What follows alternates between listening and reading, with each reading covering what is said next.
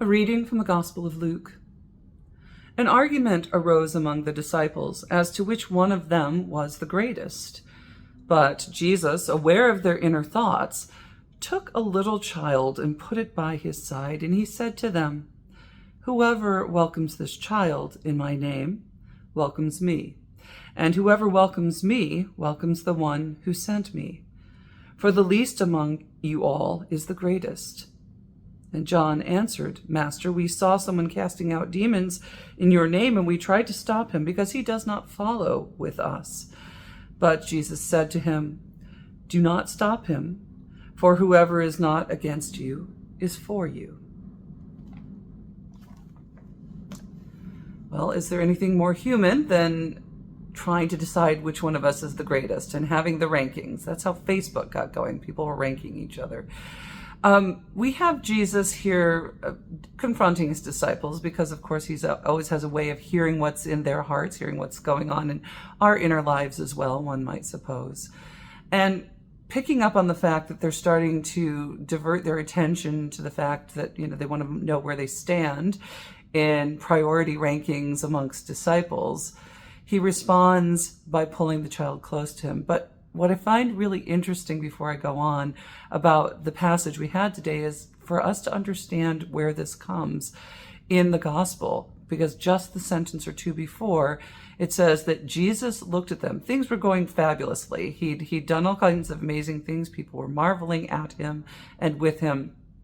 And he says, "Let this sink into your ears. The Son of Man will be betrayed into human hands."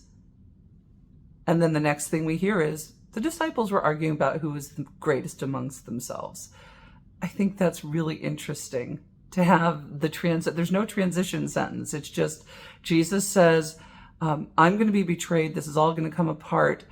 And their response is, but where do I fit in? So, okay. And I don't know if that's succession planning, if they're thinking that if Jesus is betrayed, which one of us is grabbing the brass ring, whatever it is.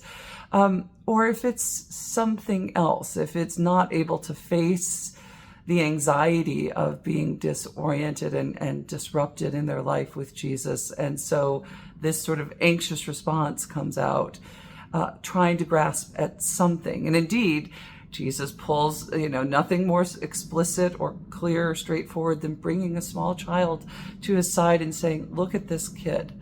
Whoever is taking care of and welcoming him or her in my name, then you are the greatest because you are doing the work of the kingdom." And just a reminder, children were not beloved, protected members of society then as they are now. I think it's important for us to hear this with the ears of the first century followers of Jesus. Children were workhorses. They weren't guaranteed to live. They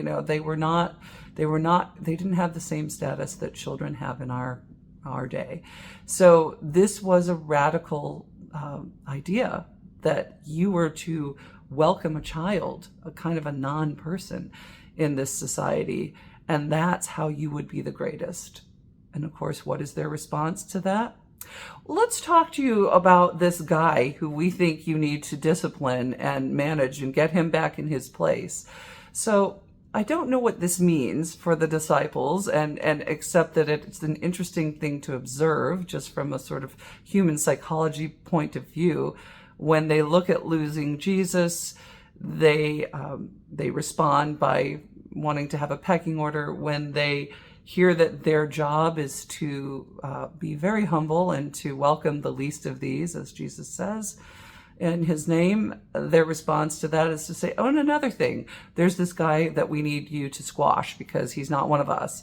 So I don't know if that has any connection to you. If you find yourself confronted by the radical message of Jesus, the nature of what we're supposed to be doing as followers of Christ, if that brings out a comfort response in you, if that happens to be trying to rank yourself according to others, or he tells us this child is sort of the benchmark for you, do you respond by wanting to tidy up other people's business and not worry about your own? Maybe that has a connection to your own psyche, maybe it doesn't. But I'm sure that each one of us has our way of coping with the challenge that we hear from Jesus, and if we are really listening to the gospel and really listening to what he's telling us about what it means to be one of his followers.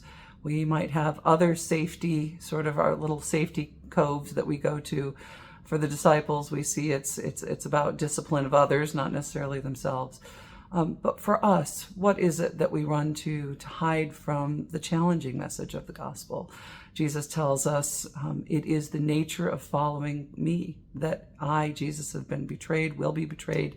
I think we can imagine that might happen to you and me as well if we are being true to the gospel. I think we can also imagine that if we are contemplating how difficult it can be to be one who serves the very least among us, if that's the greatness that we're called to, let it challenge us. Let us not hide by trying to micromanage other people. Let us let Jesus' words of challenge and ultimately his words of grace resonate in our hearts. Let it challenge us to think about our lives as Jesus would have us live them. May God be with you. May God bless you and keep you this day and always. Amen.